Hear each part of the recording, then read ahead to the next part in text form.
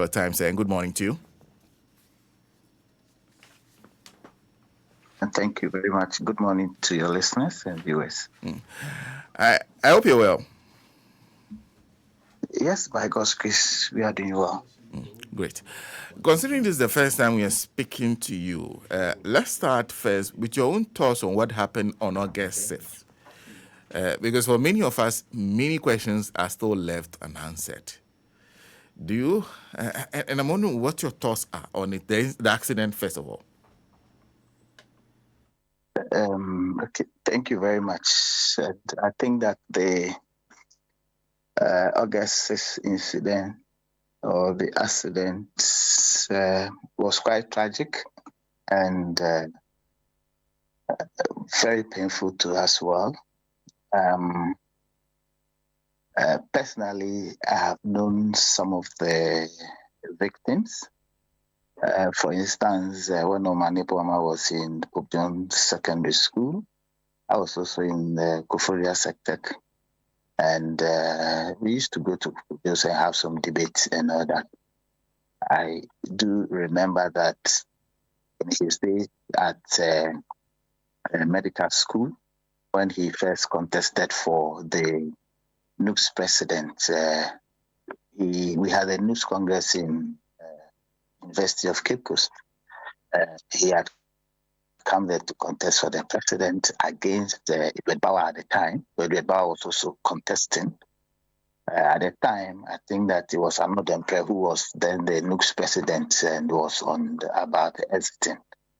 I do recall that we had some frantic exchanges in terms of our days back in Koforia and school. And eventually, even though he lost at the time to Edward Bauer because of the confusion that had erupted with the Legon people, because the main Legon campus was presenting a candidate and the medical school had also presented Omani Boama. So that created some confusion. But subsequently, in the following year, he was able to win the election, took over from Edward Bauer at the time. And we occasionally, when we meet, we talk. And so he'd been somebody that I had known, and the incident actually was quite fatal to some of us. Apart from that, so I think that a week ago I had also met Honorable Mutala at the airport, and we had exchanged some pleasantries at the airport. And so no one expected the crash, and no one expected such tragic news. It was very fatal and very painful. And to date, I'm sure that many of us are still yet to recover from this painful and fatal accident. I believe that the good Lord would grant the families of the departed souls the fortitude and the strength to be able to manage the unfortunate incidents that have occurred as far as our nation's I don't know, but I'm really lost of words with this situation. No words can describe what had happened. It's very unfortunate, but some of these things you may not be able to know, as especially when a flight takes off. You do not have the slightest idea what is going to happen in the air and all that. You can only hope that by God's grace you would land safely, especially when it's flying under instruments and all instruments are working. Yet anything could happen. For takeoff, when this is in transition, and even before land. But we have to, as a nation, give thanks to God for what has happened and pray that it does not occur again. These are my initial thoughts. And when accidents happen, the very first thing you expect are investigations. But before we come to the investigations, I'm wondering what questions the incident left in your mind as to what happened, how it happened, among others. But what lingering questions do you have that you want answers to as somebody who's working in the industry?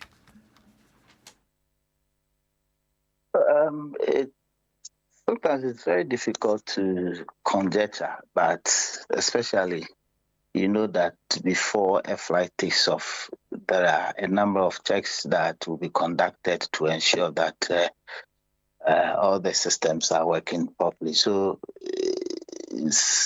certainly when you have situation of this nature, you may want to ask yourself whether the checks were conducted on the fleet or on the aircraft, in this case, the Zena helicopter, before the pilot took off. And usually, even before the pilot switches on the engine and begin to take clearance to take off, they do their various checks to see whether all the instruments are working and all that. So it's a bit difficult, and sometimes it's only investigation that probably could unravel what had taken place or what had occurred leading to the crash.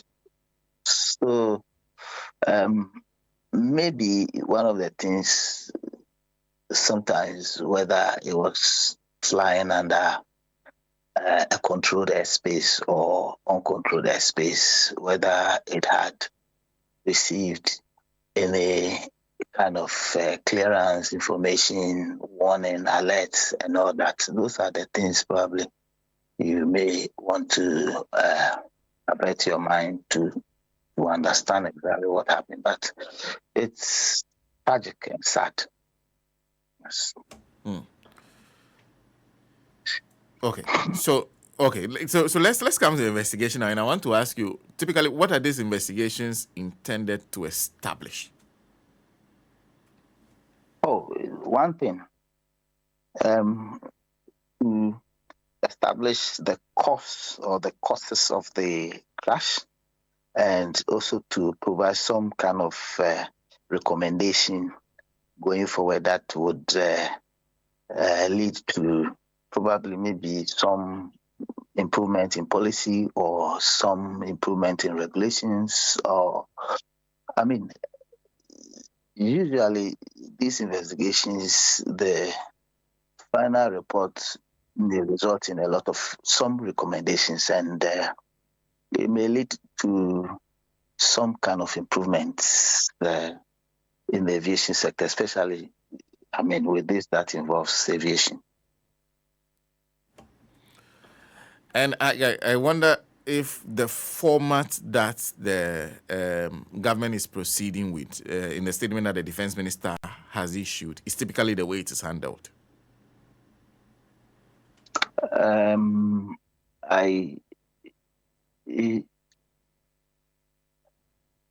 Perhaps if you can assist me with the statement issued by the defense minister, because the defense minister, the indication from the defense ministry, they have set up a board. That board will be headed, the investigative board will be headed by the National Security Coordinator, and we'll have membership from the Ghana Air Force and the Aircraft Accident and Incident Investigation and Prevention Bureau of the Ghana Civil Aviation Authority.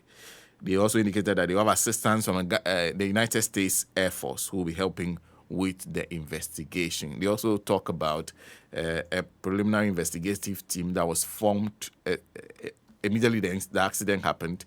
Their job was to gather evidence. That evidence is supposed to be submitted to the board and will form part of the investigation of the investigative board. And I'm wondering if this is how it is usually done. Yes, I think the government is spot on, and it tells you the importance that the government attaches to this particular accident. The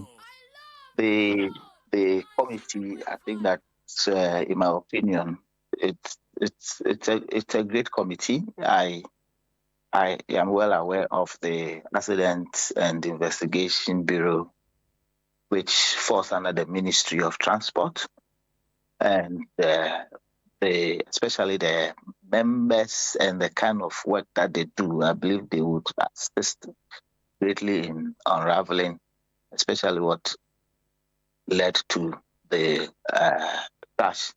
There can't be any other way apart from what the government had done. The preliminary investigation team, yes, usually when you have such situation, you would want to dispatch quickly an investigation team to do to have some preliminary findings, gather some evidence that will assist the committee. So what they have done, and there's also the assistance from the international community, as you mentioned, from the U.S. Air Force that will provide technical support. So there is no other way apart from this that the government has set up, which is very good.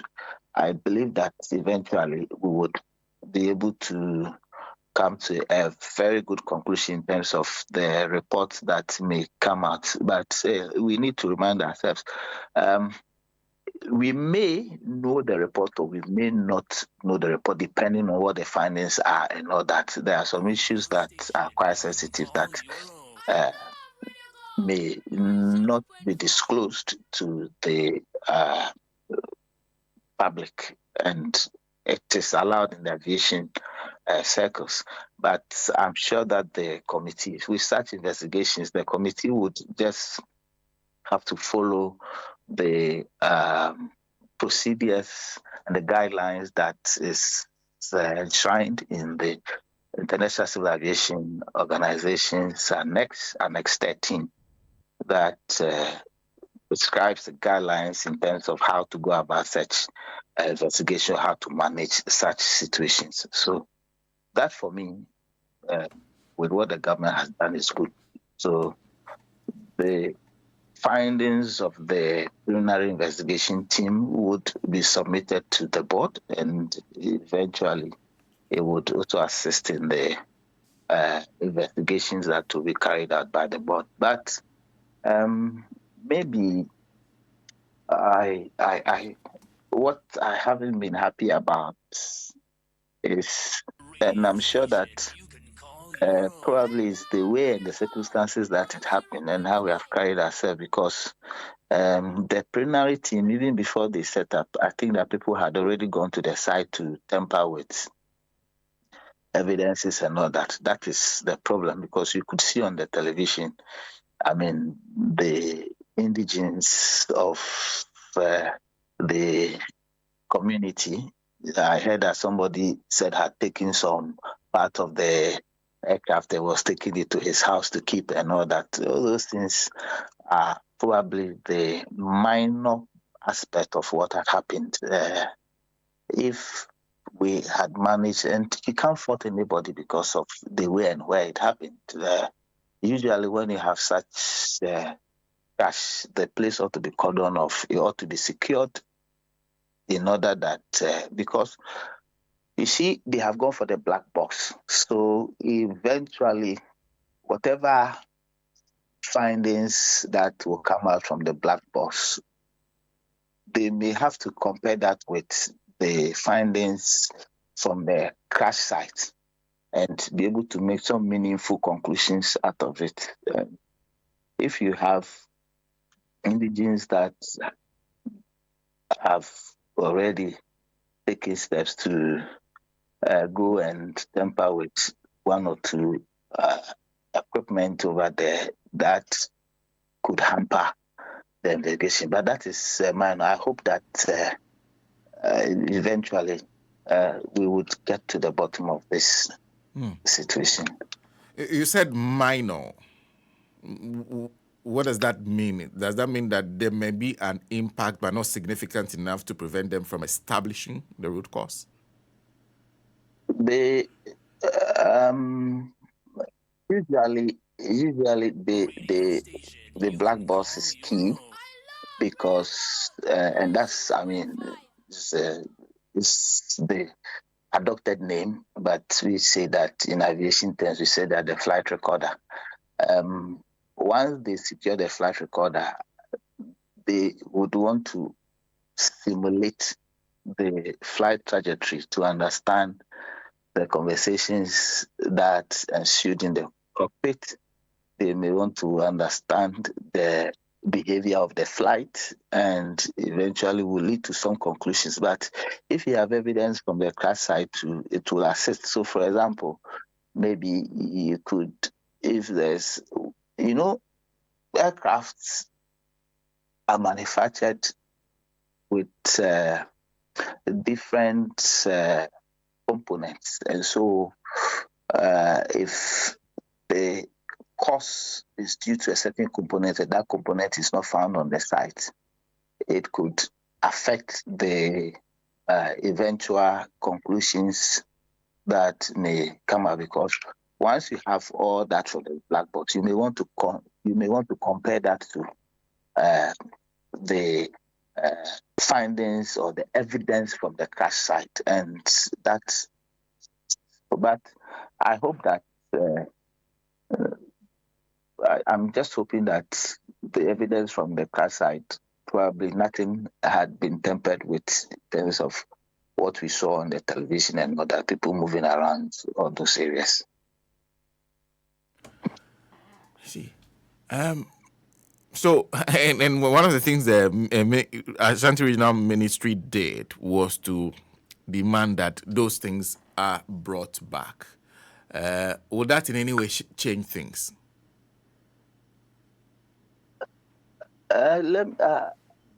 It is important because they all form part of the evidence gathering. It is very important that they return, because you see, perhaps maybe a ring of the helicopter may have had some kind of distortion or anything. I mean, when it comes to the flights and aeroplanes, every part of it is important, because every part plays certain role in assisting the safe, expeditious flight of any aircraft from takeoff through cruise level and then to landing as well. So every part of it is important. It will assist the investigators. So the call by the Ashanti Regional Minister is in right order. I'm hoping that the indigenous who took certain parts may have returned it by now. They need to do so.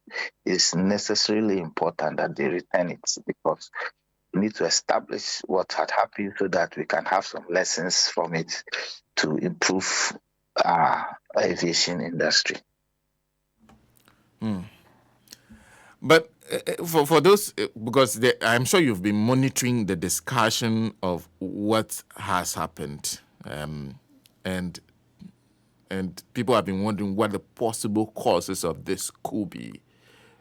In this case, I'm wondering, so what could have caused this? I know you were talking about the area of conjecture, but would also like to learn the number of things that could have contributed to this kind of accident happening, considering you keep telling us that air transport is the safest. Yeah. Thank you very much. You see, at this point, because of the ongoing investigation, it's always important that you do not say anything that could affect the outcome of the investigation. You see, let me tell you something. Most of the time, when we have such situation, there are always theories that would come up, and those theories, if you are not careful, would create some kind of situation for investigators. In 2009, there was an Air France aircraft, an Airbus A330, that was on its way to Brazil, Rio de Janeiro, and eventually it crashed. there were so many theories about it. You see, but eventually, when the investigators discovered the black box and then simulated it to understand what had happened, they realized that it was the theories around it were different. They eventually made some kind of recommendations that assisted in the training of the pilot and all that, because they had realized that the situation had been occasioned by the inexperience of the pilots. So in this case, we do not need to conjecture, especially because of what had happened, and so sad and tragic. And I don't want to conjecture in anything. Let's wait for the investigation. Let's wait for the investigation to be completed, and then we can comment after the report has been issued. But in the meantime, Yes. because there's been many conversations about, because since it happened and it was an armed forces helicopter, there were many questions about are these helicopters in good shape? How many of the helicopters from the armed forces can we trust? Was it because the helicopter was not in? So there are many of those questions that keep coming up, and some of the things that improvements that we need to do immediately while we wait for the outcome of the investigation. You were just talking about the manner in which locals just went to the site and tampered with it, maybe, which might influence investigations. For you, what are the immediate lessons that we should learn and take concrete actions on after this crash? Okay, thank you very much. First of all, you see, let's know that there are two things. We have the civilian aircraft and we have the military aircraft. And especially with helicopters, you see, they fly into an airspace that probably is controlled or not controlled. Most helicopters fly into uncontrolled airspace. If you are in an uncontrolled airspace, it means that you are on your own. There is no guidance from an air traffic controller, and there may not also be warning or alert sometimes, depending on where you are flying and what instruments, whether you are flying an instrument or you are not flying an instrument. With what had happened, and especially again, I also heard that it vanished from the radar and all that. I think that one, we need to look at the civil military cooperation. It's very, very important that we strengthen that. I say this because when I was having my master's in France, in one of the aviation universities in Europe, the French aviation universities, one of the best in Europe, I had the opportunity to visit the Bordeaux airport and to visit the air traffic control center as well. And I realized that the civil military cooperation was greater in that region. Within the air traffic control center building, you have the civilian and then you have the military in terms of the Air Force. I'm not saying that the Air Force should take over the civilian job, but the cooperation and collaboration is important in averting some of these situations. I'm not saying they've not been cooperating, but we need to strengthen that. If we are strengthening that, what it means is that when we have to deploy systems and all that, the aspect of the military probably will be considered in terms of deployment of or acquisition and deployment of systems and equipment that will aid the aviation industry. Because if you see, with what has happened, it's affecting everybody.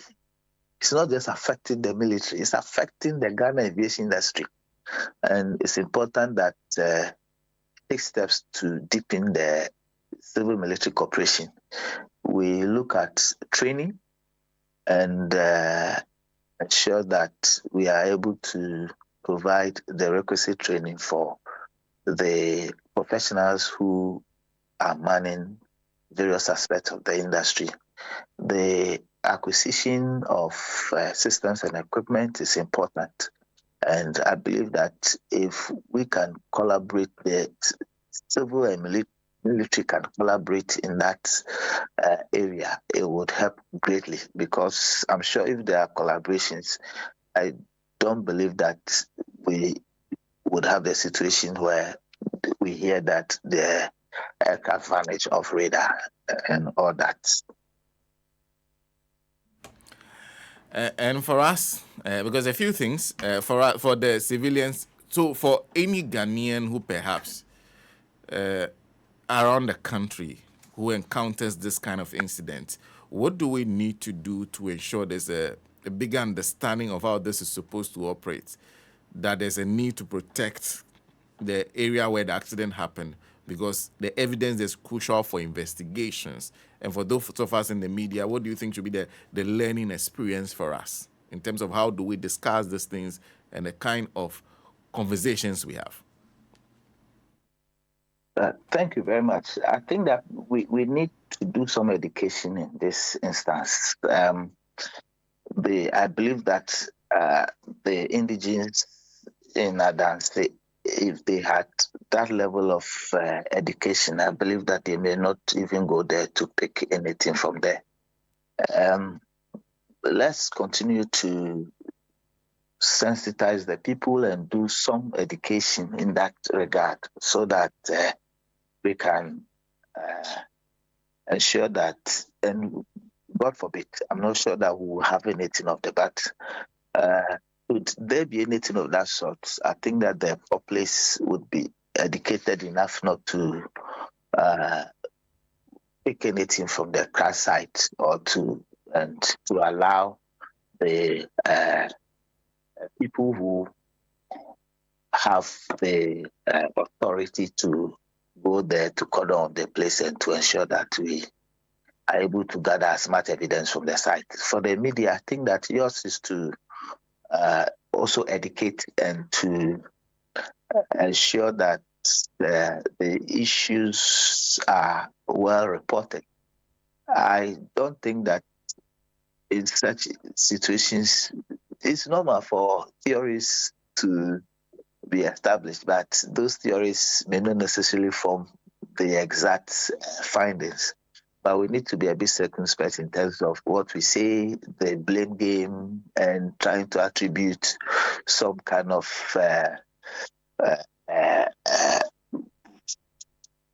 some kind of ill thoughts to people and all that. It's important that we keep our focus and ensure that we assist in the investigation by providing the correct information that would guide the investigators as well.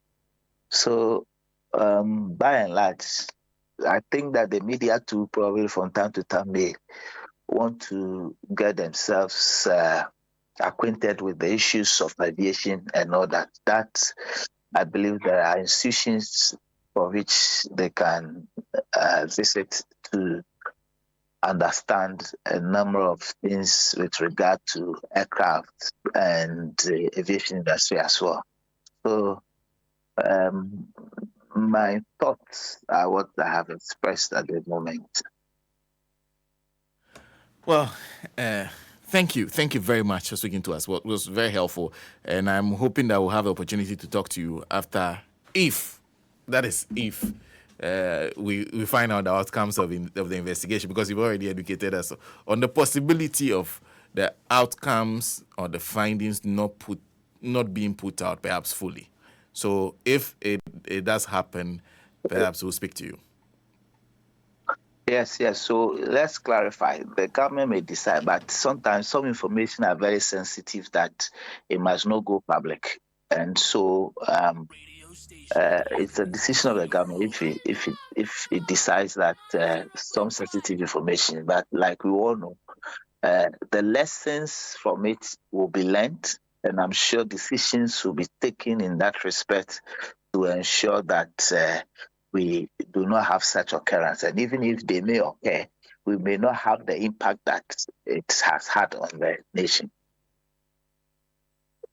Thank you very much. Thank you. Wish you all the best. Frank Kofi Appiah is President, International Federation of Air Traffic Safety Electronics Association. We speak surely to a man who actually has worked with some of those helicopters in the military shortly. Before that, Asanya Bekono, unse had yes, Sanya Maninimus, accident crazy crack, accident crazy. He said the Tumrika coho, na pick and crop near a land saying who back be as here, and more car aludu mubibre. Oh, Omudro and one or more. Yeah, they won't even look at whether or not the people are well. No. Nobody cares about you. They only care about. PC Heba, Mammy Zima